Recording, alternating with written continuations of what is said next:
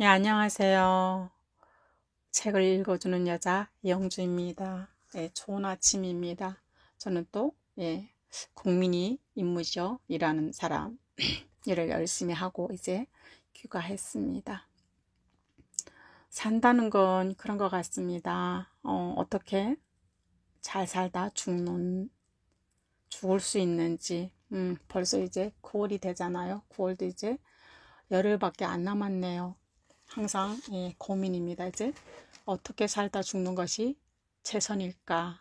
그리고 오늘은 교회 가는 날입니다. 비대면 예배를 드리다가 오늘부터는 이제 대면 예배를 이제 할 수 있다고 하네요. 물론 이제 사회적 거리를 두긴 해야 되지만 보고 싶었던 교회 식구들 볼 수 있어서 너무 감사하고 그런 날인 것 같습니다. 그리고 또 어제는 호주에 계시는 제가 오라버님이라고 부르시는 분이 추석 명절 보내라고 이제 한우 세트를 이제 보내주셨네요.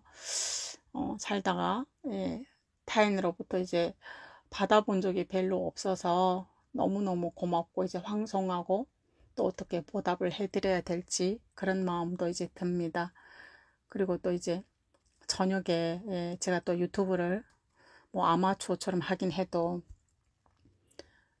들여다 봐야 될 게 많아서 저희 집에 PC에 얼마 전에 고장이 나서 AS 했거든요. 19만 얼마를 들여서. 근데 너무너무 버벅대서 못 쓰겠더라고요. 이제 맛이 간 것 같아요. 얼마 쓰지 못했는데. 노트북은 일본에 공부하러 가는 딸내미한테 이제 보내고 안 필요할 것 같아서 그동안 이제 안 사고 있었는데 생각해 봐야 될 것 같아요. 계속 이제 유튜브 하려면. 그래서 이제 오자마자 19층에 저랑 같은 기수로 오고 아가씨 때 또 인연도 있고 고향도 같은 온송군이고 친구가 살고 있어요. 아들내미랑 같이. 그 아들내미 노트북 빌려서 볼일 보고 지금 내려왔어요. 제가 오늘 읽어드릴 내용은요. 몽골 국경입니다. 눈밭을 가고 가다가 지치고 기진하여 눈 위에 쓰러졌다가도 눈 한 움큼을 집어서 입에 쓸어놓고 다시 일어섰다. 가야 돼. 나는 꼭 가야 돼. 딸애와 남편의 얼굴이 눈앞에 왔다 갔다 한다.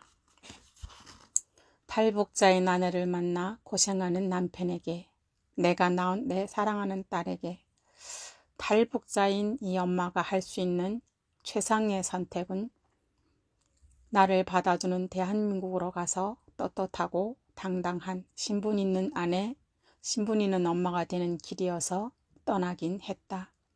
하지만 이 길이 이렇게 힘들고 초인간적인 인내를 요구하는 길인진 정말 모르고 떠났다. 평범한 길도 아니고 무릎까지 오는 눈길을 헤치고 저녁 7시부터 새벽이 넘어서도록 강행군을 했지만 우리 일행은 아직 몽골 국경에 이르지 못하였다. 이 와중에 17살 사내 아이는 언제부터인지 코빼기도 보이지 않는다. 서로가 너무 지쳐버렸다. 거의 9시간이 산행, 정상적인 산행도 아니고 눈이 푹푹 빠지는 산길을 걸어 중국 변방대가 있는 길을 피해서 길 건너 앞산을 사생결단하고 빼곡한 나무 사이를 비집으면서 내려나왔다. 삼봉우리에서는 나무가 듬성한 경사지의 엉덩이를 아예 눈 속에 묻어버리고 사정없이 미끄러지며 내려왔다. 아예 몸속 기운이 다 뽑혀버린 느낌이 들었다. 한국이고 뭐고 여기 어딘가에 누워서 한없이 자고 싶었다. 북한에서 태어났다 하더라도 사람은 분명 환경이 지배를 받긴 하나보다. 중국에서 등 따시고 배부르게 살면서 정신적으로 팽팽하게 살았어도 육체는 편했었다. 그러니 언제 한국 갈 줄 알고 신체 단련을 한단 말인가.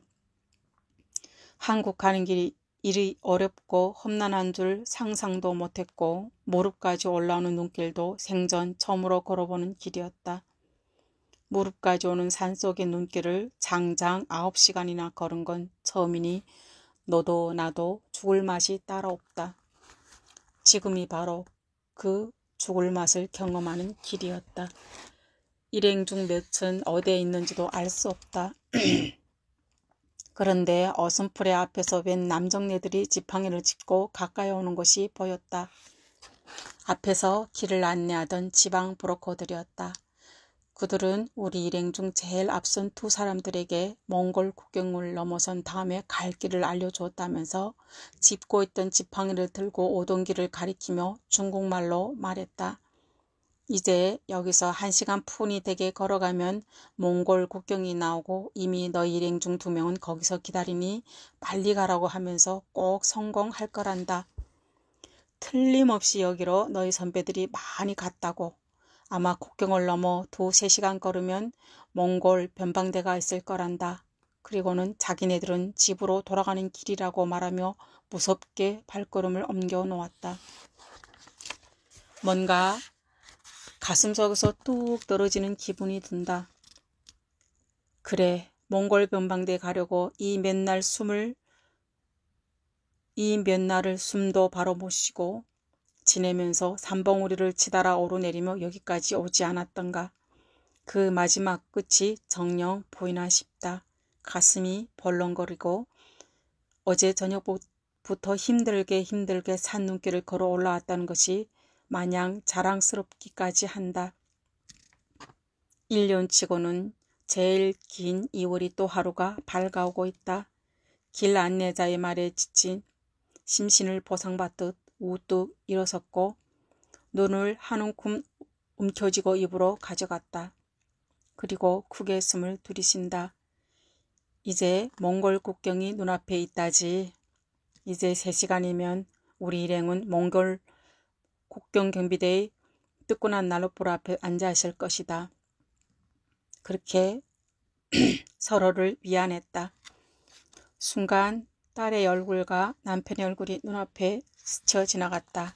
이내 발밑에 뽀드득 뽀드득 밟히는 발자국 소리, 목에서 새 비린내가 철철 흘러나오지만 그래도 발걸음엔 아까와 다른 힘이 실려 있었다. 브로커의 말처럼 1시간을 푼히 걸었더니 저만치 앞서 걸어갔던 우리 일행 중 2명이 우리를 기다리며 서 있다. 언니야, 저기 철조망이 보인다. 몽골로 넘어가는 철조망이. 그래, 나도 보인다. 그럼 저 철조망을 넘어가면 우리는 성공한 거 맞지? 아, 드디어 한국 갈 수 있구나. 서로 부둥켜 안고 발을 동동 구르고 좋아서 얼싸안고 돌아갔다. 그런데 막상 얼싸안고 돌아가는 사람을 보니 6이다. 분명 7이 출발했는데 이제 보니 17살 사내아이가 끝내 보이지 않았다. 그러는 사이 날이 다 밝아서 근심 어린 얼굴들이 눈에 다 보인다. 그래도 우리끼리라도 먼저 철조망을 넘자는데 서로 합의를 보았다. 왜냐하면 일이 안 돼서 중국 공안에 잡히고 북송되어도 그 아이는 미성년자여서 어른인 우리보다도 북한법이 처벌이 약하지 않을까 하는데 의견이 모아졌다. 그렇게 서로를 위로하면서 험한 산중에 그 사내 아이가 꼭 살아남길 바라면서 철조망으로 다가갔다. 높이가 아마 5m는 넘을 것 같은데 온밤 자지도 못하고 눈길을 헤치며 달려온 우리에겐 너무나 버거운 높이였다. 그래도 22살 남자 김성희가 있어서 제일 밑에는 땅바닥을 파더니 거기로 메고 온 배낭들을 넘겨보내고 사람이 지나갈 때는 양쪽으로 철조망을 잡아당기고 한 명씩 어렵게 빠져나갔다. 그렇게 철조망을 건너서 첫 발을 내디디니 완전히 울퉁불퉁한 수렁 같은 것이었다. 아마 여름에 여기로 넘어왔다면 빠져서 나올 것 같지도 않아 보였다. 그렇게 수렁 같은 눈두덩을 기다시피 해서 남은 철조망 2개를 더 지나 드디어 중국 공안이 오지 못할 것에 미쳐 우리 일행은 처음으로 쉬기로 했다. 쉬는 곳이 큰 나무들로 막혀서 불을 피워도 연기가 잘 보이지 않을 곳에 자리를 잡고 아침을 먹었다. 불도 지피고 땅땅 얼어붙은 빵과 소시지를 구워 먹었다. 물은 어디에나 있었다. 손에 쥐면 눈이고 바로 입에 넣으면 물이었으니 평소에 빵을 좋아하지 않던 나도 맛있게 먹었던 그 아침이다. 며칠 동안 긴장도 다 내려놓고 배고픔도 달래고 눈으로 수분도 충분히 섭취하니 서로가 하고 있는 몰골이라고 해야 하나 서로들이 눈에 비쳐 들어왔다. 그 나이 되도록 평생 그렇게 추운 날은 처음이었으니 워낙 춥다 보니 희감긴 수건들은 원색을 찾아볼 수 없게 하얀 성에가 가득 붙어있다. 입고 있는 소목과 바지는 땀과 추위에 얼어서 꼿꼿하게 되어버렸다. 온밤 중국 공안에 들킬까 노심초사하면서 밤도 못 자고 그런 우리 얼굴과 몸은 이미 만신창이 따로 없게 되어버렸다. 신기하게도 반짝이는 두 눈들과 방금 아침을 먹은 검은 입 주변들만이 아직도 우리가 생명이 있음을 알게 해줄 뿐이다. 얼굴들도 3일 전 떠날 때보다 한 10년은 더 나이 들어 보였다. 그래도 마음들만은 따뜻했다. 그래, 우리가 자지 않고 9시간을 달려왔으니 이제 서너 시간을 못 견디겠어. 자, 이겨냅시다. 이제 온 것보다 힘들지 않을 것이요. 우리 모두가 원하는 대한민국을 향해서 또 가봅시다. 서로가 서로에게 힘을 주면서 배낭끈을 다시 메고 신발끈을 다시 조이고 성에로 덮인 수건을 말리고 다시 갈 길을 꼼꼼히 체크하면서 준비를 한다. 또다시 일행은 무겁고 무거운 엉덩이를 들고 일어났다. 그리고 여기는 중국이 아니란다. 잡힐 염려 조금도 없는 몽골이란다. 그러면서 서로를 위안했다. 사람 그림자는 고사고 짐승 그림자도 보이지 않지만 먼저 이 길로 대한민국을 갔다는 선배 탈북자들이 길을 따라가면서 행복이란 단순하게 얻어지는 것이 아니라 이렇게 힘들게 만들어가는 거구나 그런 생각도 해보았다. 그러면서 힘들어 죽고마 싶은 나 자신을 다독이고 채찍질하면서 브로코가 알려준 그 방향으로 없는 길을 만들면서 그렇게 우리 일행은 앞으로 나아갔다. 그렇게 한참을 가는데 뒤에서 뭔 소리가 났다. 산이 울려서 중국말인지 한국말인지 딱히 알 수 없지만 분명한 것은 사람의 목소리라는 것이다. 일행이 불안해서 떨고 있는데 옆에 있는 나무에 올라가서 보던 김성희가 17살 사내 아이란다.